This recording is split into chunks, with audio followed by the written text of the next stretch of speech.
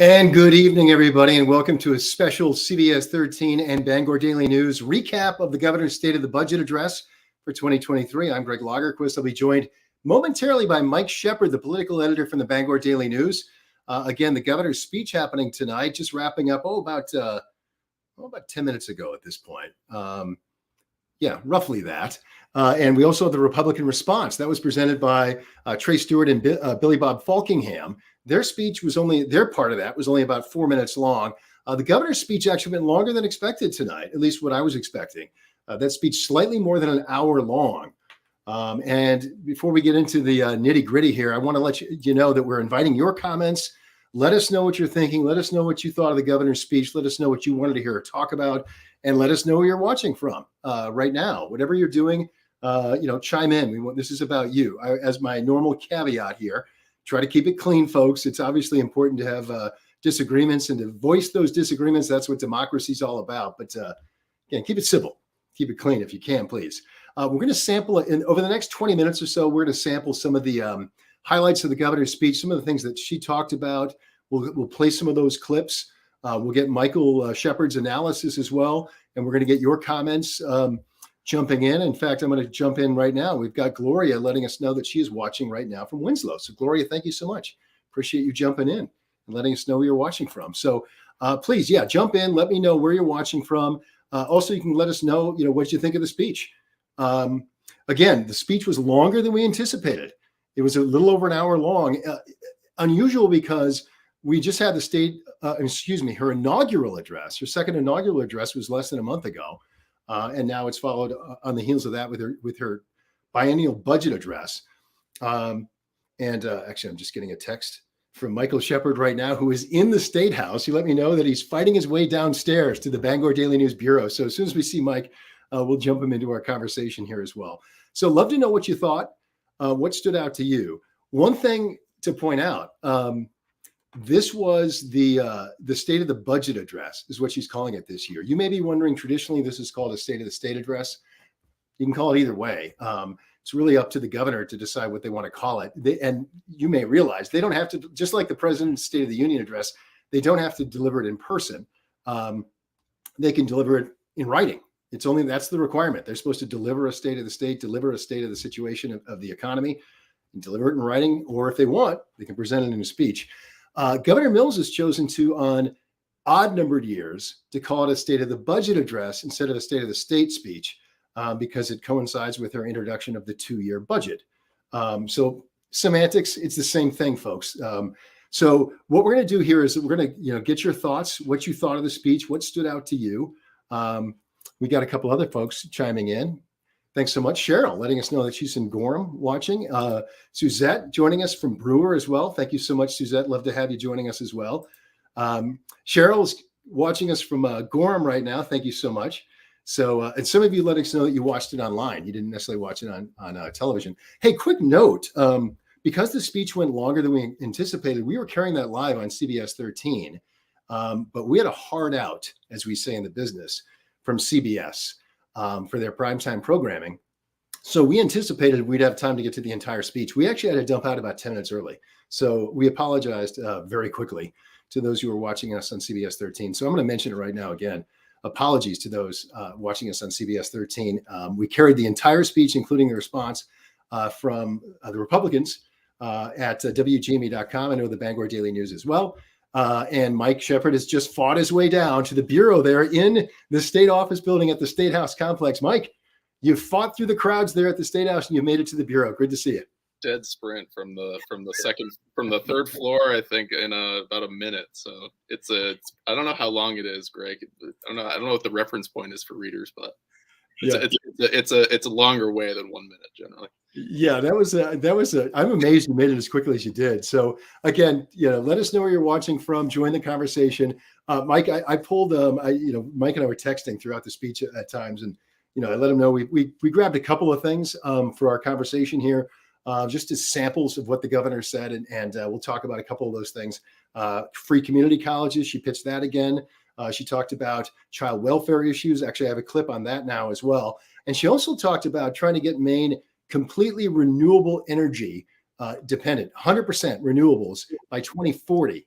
obviously a huge goal. Clearly with climate change, with everything that's going on, there's a big push on that nationally, but it's a big ask. That's actually accelerating the pace at which we want to get to that point. I think she said, Mike, that at the end of this year, we expect Maine to be 53% renewables. Her goal is 100%. Before I get to anything else, though, Mike, let me ask you your thoughts. What stood out to you? What did you think of the speech? And were you expecting it to be over an hour long?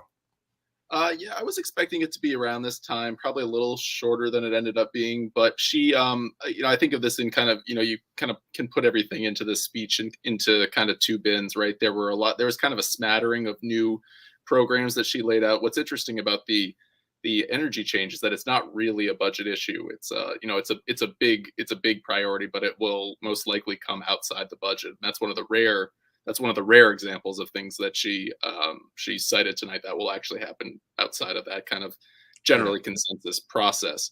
There were some, as you referenced, there was some child welfare changes, housing change. There's a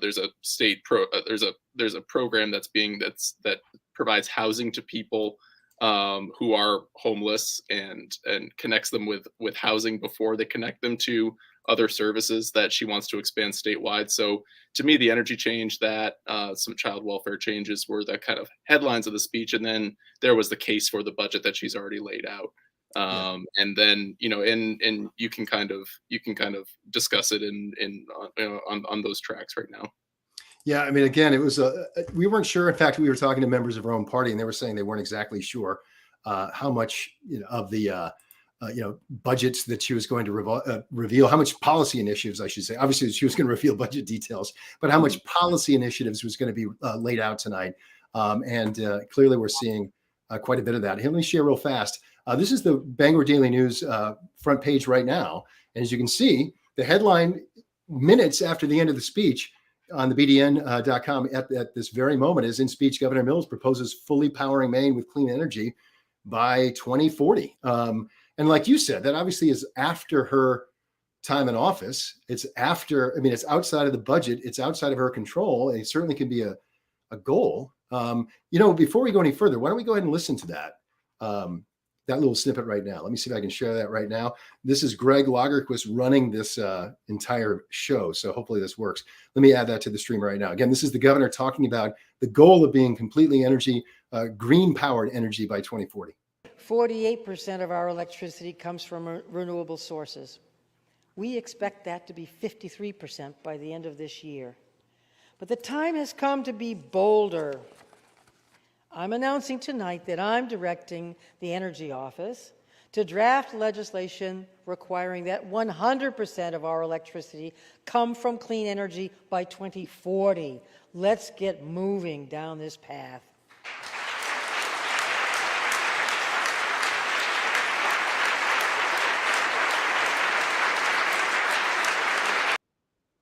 All right, so there it was. That was the governor making that announcement tonight. Obviously the BDN picking that out as a headline. Well, I shouldn't say the BDN. Michael Shepard, the political editor from the BDN, helping to pick that out. I'd love your thoughts on that, folks. Let us know what you think at home about that goal. That's a heck of a goal. Any more thoughts on that, Mike? On her goal? Yeah, how she gets there. One thing to note, that if you look in the foreground of that clip, the Republican side of the aisle was not applauding. I didn't see, from where I was in one corner away from that side, but from what I could see, there weren't any Republicans applauding for that line. So it's something that is, right now we have so much trouble with high energy prices. Afterward, we grabbed some of the House Republican leaders, and what they were saying is, you need to look out for the ratepayer. So I think this is something Democrats can do on their own. They control things. This is how the Democratic-led legislature back in 2019 put into place a first round of these kinds of energy goals. So they can do this alone. They don't need Republican buy-in. That's not necessarily like the rest of the proposals you heard tonight.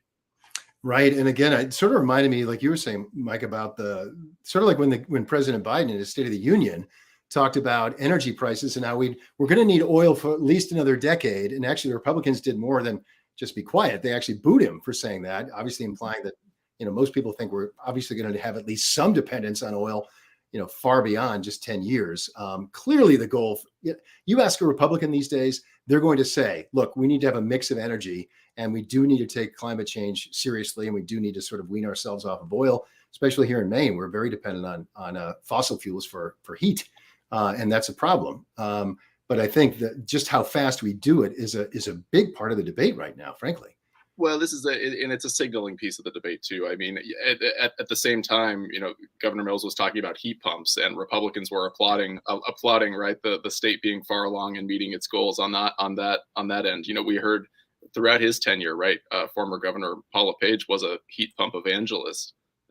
So there are some commonalities here, and it all drives you toward the same end. But as we've seen during the pandemic and during these times of high energy need, you need fossil fuels, and the grid is actually relying on natural gas more than it has in the past now. So there's a tough road to hoe to get there. It is. It's tough. And she also you mentioned some of the other initiatives, housing. That's clearly been a crisis in Maine. You don't have to go far to realize just how fast prices are rising, how quickly working class folks are being priced out of those houses, how much. I mean, it seems like it's a challenge for the state in the terms that we're welcoming people, the migration the governor mentioned tonight, helping us to fix some of our labor problems. We have a real labor shortage. I mean, try and get a plumber to come to your house and fix something. It takes a long time. We have a shortage of those skilled workers. And yet, as people move into Maine and hopefully fill some of those jobs, gosh, we just don't have the housing for them. And it's a real issue right now. And it's interesting. Yeah, I mean, it's all a symptom of these migration patterns, which have really flipped since the pandemic started. So yeah, we're paying for it's probably good news on the whole, but we don't have enough housing in especially southern Maine. It's as simple as that. We did a story yesterday on a house that was basically just a regular old house in Cape Elizabeth a couple of years ago that has been knocked down for a $1.2 million box, a new place. And that's the reality for people trying to move to that area. Absolutely. And hey, let's pop another clip up too, Mike, as we got it. Community education, there's obviously a lot of support at Troy jumping in saying he thinks housing is important to have. I think Troy, absolutely. Maybe even an understatement. We can't, people can't function. Your kids can't be healthy if you don't have a safe place for people to go home at night, a warm, safe place. So let's listen to what she said though tonight about, I'll bounce it over here right now, about community college. Obviously, Maine created 2 years of free community college, and she wants to extend that. Here's what she said about that tonight. Your initiative. Maine's community colleges experienced record enrollment last year, and now students like these can spend less time worrying about how to pay for college and more time focused on earning the credential or degree they need to succeed in Maine's workforce, and we need them there. Free community college is working. Let's keep it up for another 2 years.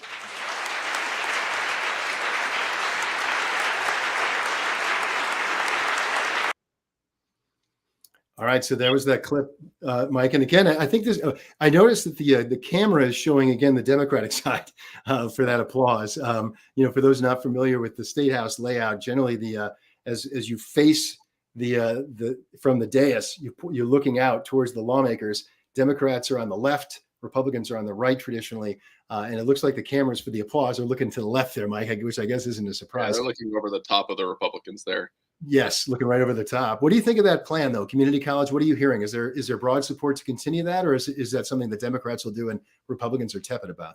No, I think this has been a decent political issue for Governor Mills because the trades and community colleges were a real focus. I mean, I came up covering the LePage administration, and he was really pushing that. And we're seeing two kind of different trends in the university and community college system right now. Enrollment in the four-year universities is going down. But enrollment in the trade schools is going up, in part spurred by this plan. So we need it. Oh, you may have just frozen here, Mike. Hopefully we get you back. I'm actually just looking through the speech right now, trying to find the pages where if she has a price tag on it. It looks like it's $71 million for the university system, including the Maine Community College. Cheryl though is jumping in right now and saying, that nothing's free. Which is correct. Somebody always pays for it. And I think that's the pushback on that. Mike, you're still frozen. So I'm going to see if I can get you back here. I'll pump me up for the second though. And when I see Mike or hear Mike, we'll go back to him. But we've sort of lost him for the split second here. So let me see if we got him.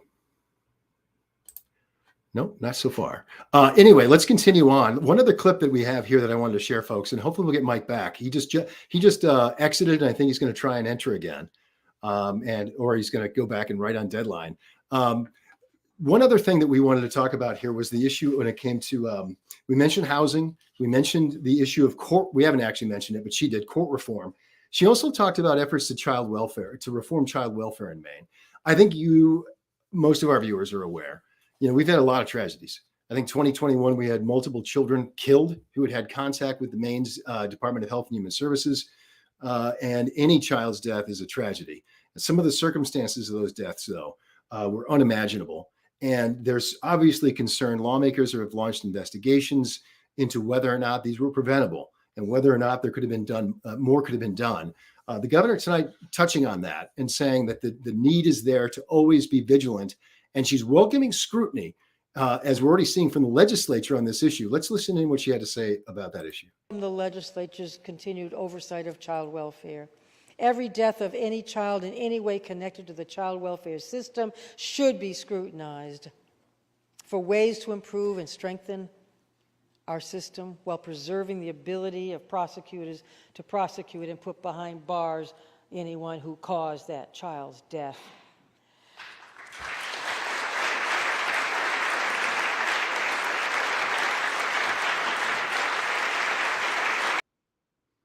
All right. Yeah, and Mike back with us. Yeah, sorry about well that. Done. Little Wi-Fi blip there. That's quite all right. I don't know if you caught that clip, but we just heard from the governor when she was talking about, again, the response that we've seen in the state to those tragedies involving child deaths, the renewed focus on trying to reform DHHS, to have greater scrutiny over the child welfare system. And obviously she's announcing additional resources, additional dollars, additional scrutiny on those kinds of issues. How was that received from what you heard and saw tonight? Yeah, it seemed like the reception to that was good. These are relatively small steps. I mean, she wants to work with advocacy groups to put together basically a new comprehensive plan for the system. There are a couple other changes where she wants to embed experts on substance abuse with families that are in the system. There are a few changes that are kind of aimed at connecting families with better treatment resources. That's been something that's been cited by just about everyone. It's in terms of a need in the system. So I think those changes will be well received, but I think there are going to be a lot of lawmakers who are going to want to go a lot further. Yeah, and I know there's been some questions about how much access that lawmakers had to information. They tried to subpoena some of that information. Whether or not they could get that access was an open question. I know the OPEGA, which is the special oversight committee, did have access to some of those documents that the broader legislature did not have access to, and there was obviously a lot of discussions around that. So I don't know. I mean, you think that's something though that we will see at least some incremental changes on that?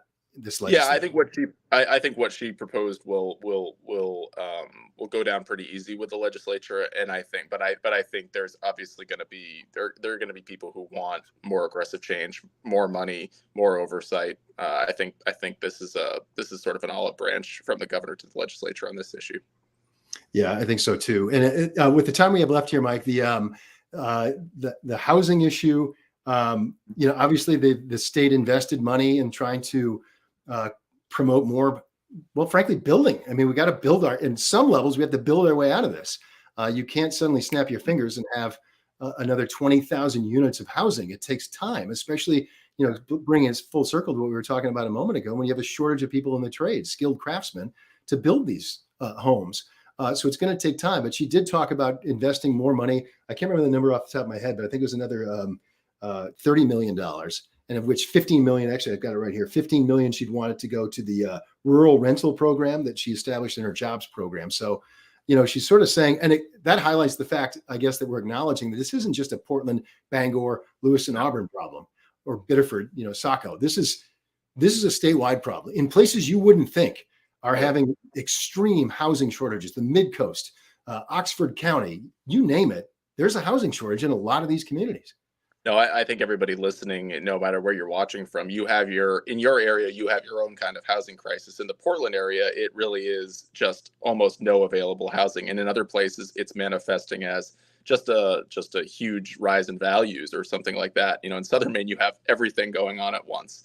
Mm-hmm. High prices, nothing there, and very few prospects. So the major initiative here, like I said earlier, is a change aimed at homeless Mainers mostly. Yeah. That puts them in houses first, and then connects them with services. And it's a model that's been used in Portland, I believe, since 2005.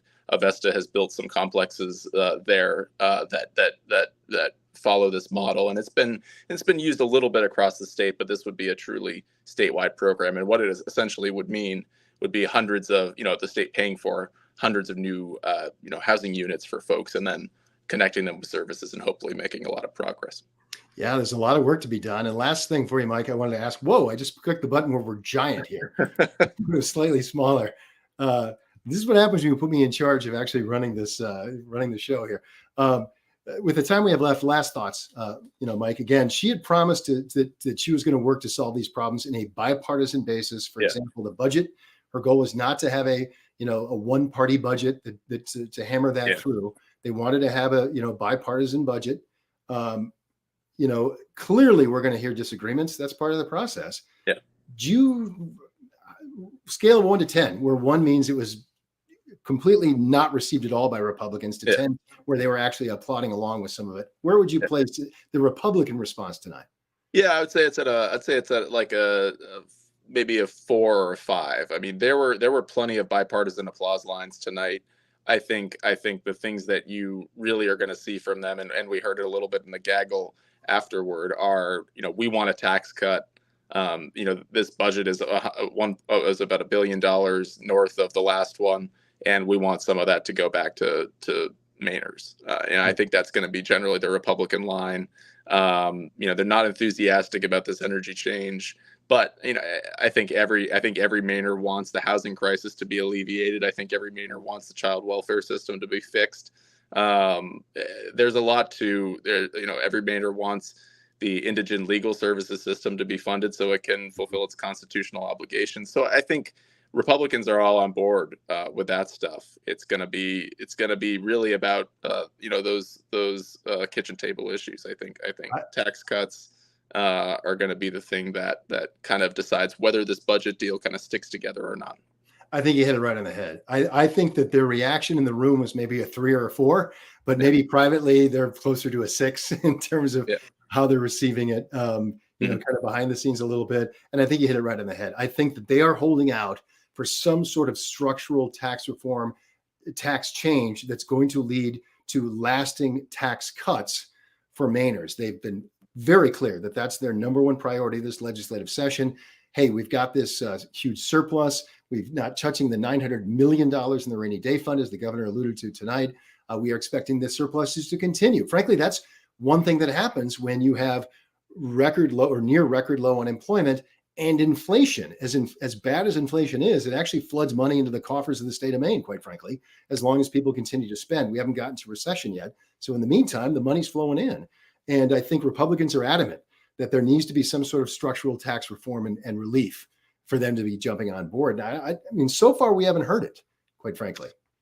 No, I mean, the governor didn't. I want to talk about something the governor didn't mention. She did not mention, income taxes in terms of what she wants to do with them going forward. She has been holding the line on basically the LePage era tax code. There have been property tax changes. Right. There have been some other, there's been some other changes, but the income tax code is the same as it was during the LePage era. And the reason why, and revenue just keeps going up and up and up. Fortunately, right, Mainers haven't had to have their rates hiked because of that, but Republicans are saying, look, we have, we've gone through 2 budgets already under Democratic leadership of Augusta. We want something to show for it. So I think that's the big thing they're going to want to bring home to their constituents, their voters, and it's a pretty straightforward political play. I think so too. Well, Mike, I want to thank you again. You've been a partner with us for a long time on a lot of these different issues, from joining me for the debates. and to things like tonight. We really appreciate the partnership with the Bangor Daily News. And I want to remind everyone, of course, you can continue to read, as I was showing a moment ago, these articles right now in the Bangor Daily News.com. You can also, of course, go to WGME.com to get full recaps and coverage. We'll have full coverage tonight over on Fox 23 at 10 and on CBS 13 News at 11 o'clock. Mike, it's great to have you. I love having this conversation with you. I really appreciate you joining us tonight. Oh, yeah. Do it anytime. Thanks, Greg. You got it. All right, folks. Thank you so much for watching, and have a great night and a safe night, and enjoy the rest of your Valentine's Day. We'll see you later.